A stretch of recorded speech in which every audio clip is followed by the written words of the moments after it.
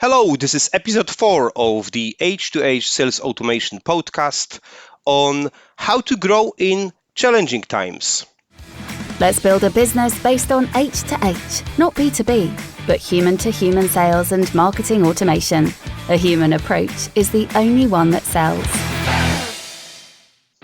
Hello everyone and welcome to our show. My name is Bart and I invite guests for a short 20 minutes interview to inspire you and improve your sales and marketing the human way. I'd like to welcome my guest today, Stephanie Robinson, Managing Director and Business Growth Coach. I met Stephanie at my local BNI chapter and I really like her story. Entrepreneur, business coach, helping business to grow and enjoy life. Welcome to our podcast, Stephanie. Hi there, Bart. How are you doing? So I read your profile, and one thing that I found is very, very, very interesting. I'm helping business owners to take more holidays. So how many holidays should business owner take? Great question. As many as they want to take, really, should be the answer. We are in a privileged position as business owners to design our lives, and often business owners go into business for freedom, personal freedom, financial freedom, time freedom. However, it doesn't always play out that way. Business owners take a lot of pressure when they start a business or invest in a business. And naturally, they want it to work. But often the actual end goal is to get more time back for themselves, spend it with their families, see their children grow up. But sadly and sorely, that doesn't happen often enough. So I'm really passionate about supporting business owners to understand how they can leverage their business and find that time for holidays, recruit the right people that they can trust to grow their business or to be there. But unfortunately, there's not enough business owners there that take the holidays that they should. And holidays are important for mindset, for recuperation, for actually getting back to the business and being fresh. And oftentimes we need to slow down to speed up. But we get too much in the doing and not enough on the actual strategy of the business. And dare I say it, often the business owner is the biggest problem in the business. I love what you're saying. Slow down to speed up. It's been a tough times for everyone over the past few years. So we had obviously time to reflect on our lives and take a little bit step back. And quite a lot of businesses actually pivoting and changing the business models, maybe expanding, or maybe they changing the way they actually they changing the target market or even the entire business. But what I really like about the bit that you mentioned is recruit the business people, the recruitment bit. And we had a number of conversations already. Hence, we know each other after the BNI chapter meetings about recruitment. You do have an interesting recruitment background as an entrepreneur. Can you a little bit talk about your entrepreneurship journey? Absolutely. So after graduating uni, my first job was a recruitment agent in London, recruiting HR and employment law professionals exclusively. And it was quite ironic, given I did not study a HR module at university. But that really got my passion for what human resource management is. And obviously, in a recruitment agency, it's quite a sales-orientated environment. But it's also learning how to select candidates, and they wouldn't have been pleased for me to describe them as an agency. It was much more of a kind of consultancy, but that really gave me a strong understanding of how to get the information you need from people and candidates, how to test their knowledge and experience, how not to just take at their word, but also how many driven individuals are there and how it is possible to hire and get great people if you have a great process, a really strong process that candidates that are going to be your A players, which is so important in a business, will engage with and want to continue in through the process because they see the value of what you're doing. Those that give up are the ones that you actually don't want in your business because they don't have the right attitudes to keep the persistent behaviour that you might require and role ongoing. So I started in London recruiting, came back to Scotland and moved into a HR internal role, was recruiting internally, studied employment law and moved to a kind of employment law consultancy. So one of the larger ones in the UK. And having had an entrepreneurial father and mother, I spent a lot of the time going into small businesses, and the business owner would sit with me. We'd be drafting up employment contracts, and they'd be like, "Oh, but Steph, can you just not help me solve this problem with this employee? I don't want to phone a phone line. You seem to know everything, you know." So I fell pregnant, had my daughter, and whilst I was writing my maternity, I was on my maternity leave. I was writing my business plans. Went back and realised that, you know, as many people find, that the income that you get when you're only working part-time barely covers everything, Yep. especially when you've got childcare. And I thought, right, you know, I'm not earning enough now, so what's the difference in actually starting my own business? And that's what I did. I took the leap. Grace was just about 1.5 years old, and Wow. started my HR employment law consultancy.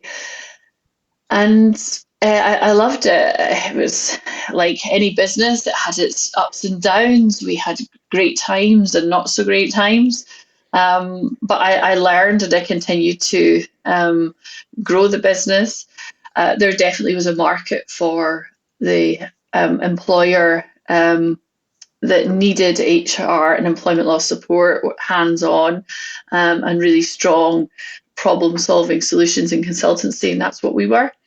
And early in my journey, I read Napoleon Hill's Think and Grow Rich, and amongst other books, might I add, and I really very much set the goal that I wanted to pay off my mortgage by the age of 40. That was the goal of having this business, and having seen my father sell 2 businesses, that was the means to doing so. And so the 9th of March 2020, I sold my HR and employment law business for various reasons. Not one of the main ones was certainly completing that goal, but for other reasons as well. And went in-house, completed an earn-out in the business that had purchased my business, and moved into a position of director of consultancy. For various different reasons, didn't work out. And I realised how passionate I was about, you know, particularly female entrepreneurs. We've got some strong business systems in Scotland and the UK, but educating business owners and showing them that I always say I wished I'd had a business coach. I wished my ego had permitted me to have a business coach, because I know I would have achieved so much more in my business. I didn't understand enough about every area, and certainly wasn't executing and held accountable. And I think that's what, had I been held accountable, kept a plan, shown how to write a business plan, I would have perhaps scaled the business faster and sold for more. Stephanie, so inspiring. Like you said, within last 2-3 minutes, your entire kind of life that we can resonate. It sounds really like one step by another. It's definitely not easy to move jobs, to sell your business, to move from one place to another. But this is all about entrepreneurship, moving where your passion is, and be better in what you're doing. So taking your massive experience in running business, business, selling business, and talking to entrepreneurship. So today's podcast is all about challenging times. It's New Year's coming, lots of different, obviously, inflation crisis, war crisis, lots of different crises around. Some of the entrepreneurs are, are get used to, like some older entrepreneurs can remember all the difficult times. So new generations probably don't remember that kind of thing. So we're in a kind of constant change. Some of the business models are probably won't exist anymore in a few years' time. What would you say? So my question is still a room for growth in these challenging times? I think if you believe that there is still room for growth, it indeed will be the case. I think too often, I speak to a lot of business owners, and they are in what I would call kind of operating in a place of fear, denial, perhaps looking to blame, the economy, the situation with Putin. Don't get me wrong, I acknowledge that there are challenges, massive challenges. But businesses thrive. There's many examples of businesses thriving despite challenging economic pressures.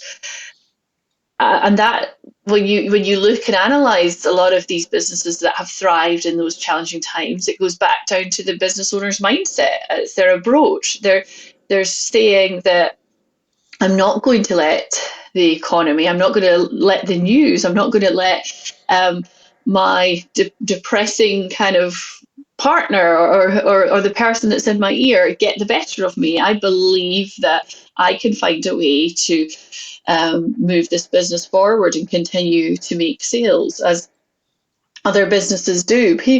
We can listen often too much to the news cycles. I've always believed in learning and investing myself early on. At some point, maybe in the last 10 years, I spent a lot of time looking at investment, came across Ray Dalio, and if anybody's watched or not watched the Ray Dalio economic model, I'd encourage you to do so, because it explains really clearly what the economy is and how the economic pressures and factors work. And albeit the war has put pressure on our economy along with Brexit, we're in a cycle right now of inflation, and it's like most things in life. It's secular. So what goes up must come down, and vice versa.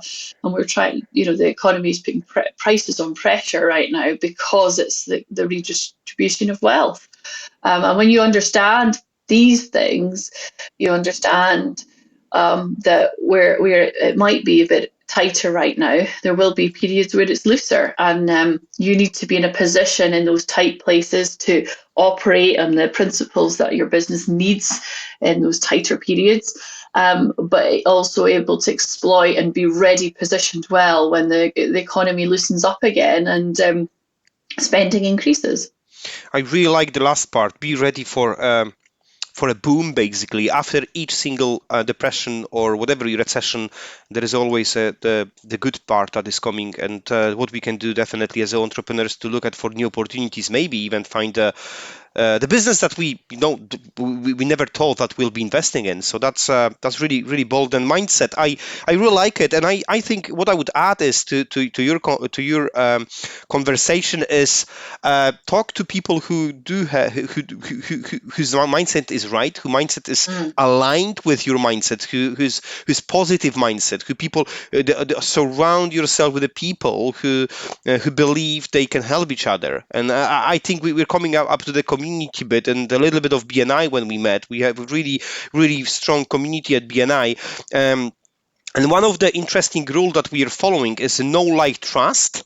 We had a conversation about that in other days. Know, like, trust. This is one of the build connection when we need this most. Can you expand on that? What know, like, trust means to you? Know, like, trust. What does it mean to me? I love that question, Bart. Absolutely. Knowing somebody is about consistency. So, like you will recognize maybe people from LinkedIn profiles because they're regularly posting. You will know somebody in the street because you regularly pass them as neighbors. That doesn't mean that you like them, but you have a recognition. So it's the earliest stage of your marketing activity, it's that kind of regular, oh, okay, I'm starting to recognize the brand, I'm starting to recognize the face.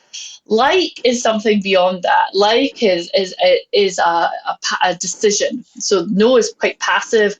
Like is a decision. Like is where somebody says, okay, that I liked that quirky quote, or I liked that approach. I like it's starting to draw synergies with their own perspectives. That's where like starts to happen, and that's where your customer goes from awareness to a kind of uptick in their activity or engagement with you. They're more likely to start doing business with you, and trust is a longer term endeavor. Even your customers might not trust you right now. Trust is something that is built through um, being transparent, I think, and authentic with who you are, being honest, not afraid to challenge. But trust can be contextual as well. Because we had a discussion with other action coaches actually on trust recently, and we came to the conclusion it is situational. So you might trust your wife or husband with something.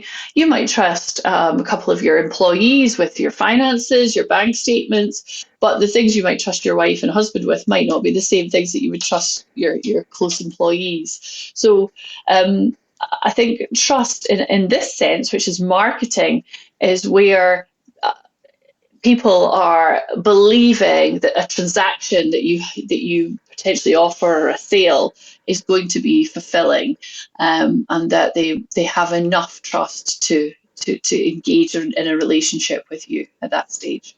I love it. It's no passive like decision, trust, longer time, and be authentic. It's something that we quite often forgetting is we use a number of channels now. I think TikTok is popular amongst what is called Generation Z, and we are using LinkedIn, Facebook, whatever.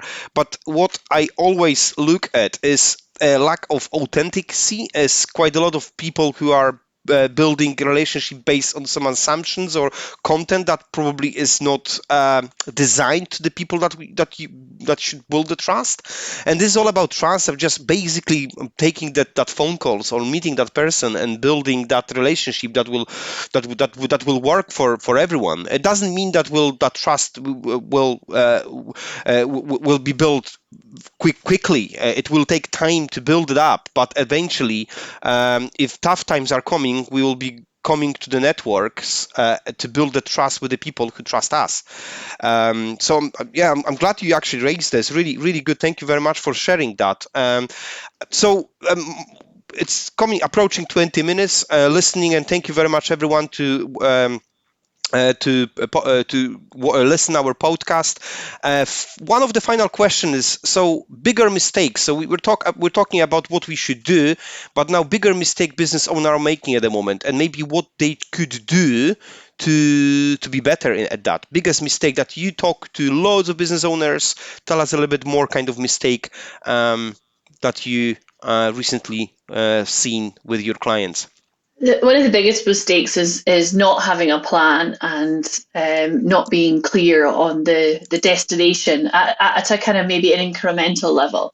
So you may have a 5-year plan or an ambition revenue for your business, but what a lot of business owners don't do is they don't take that down and map out how they're going to achieve it, to what activities they need to do. And on a daily basis as well as a weekly. They don't focus on the work that's going to move their business forward. They're not focused on where their time is spent within their business, often spending weeks on weeks working in the business and not on the business. And that is probably the biggest mistake, along with ineffective marketing, throwing stuff and hoping it sticks. Not leveraging the marketing, not making the best opportunities to present themselves on that know, like, trust meter. Fantastic. Thank you very much. And my final question, this is all about the humans.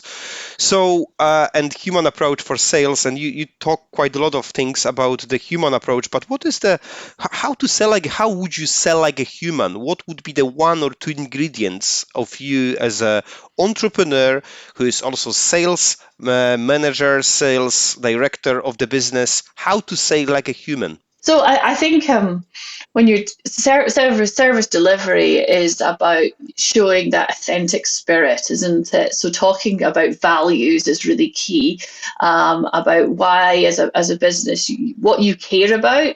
There's a great saying that somebody says that nobody cares until you show them how much you care. Until you show what you're passionate about, how much you care about, moving them or their business forward, or their customer service or their delivery, then they're not going to buy into you. So I think selling is about demonstrating what you're passionate about, what your skills and experience are, but in an authentic, maybe slightly unique way, and obviously backing that up with evidence, ideally video evidence of customers advocating on your behalf. You want raving fans, and they are the best way of growing your business, and showing other potential raving fans why they should work with you. Fantastic. Be authentic and care about your customers. Sounds a little bit easy, but it's not actually. Quite a lot of businesses are forgetting to actually go back to your clients. Just give them an old-fashioned call, ask him how they're keeping, how they're feeling, and we'll be all surprised how many information we can get out of that single call from the client. Even testimonials. Use the testimonials, use the video to build the relationship. Stephanie, that was massive. So I've made probably 3 pages of notes of myself. So definitely worth to look at and get back to this and just repeat yourself what we have achieved over the time. Stephanie, thank you very much for taking a time to speaking to me. Thank you, our listeners, to listen our live show, and thank you very much. I hope to see you next time. Enjoy the rest of your day. Bye. Bye. Thank you, Bart. Let's build a business based on H2H, not B2B, but human-to-human sales and marketing automation. A human approach is the only one that sells.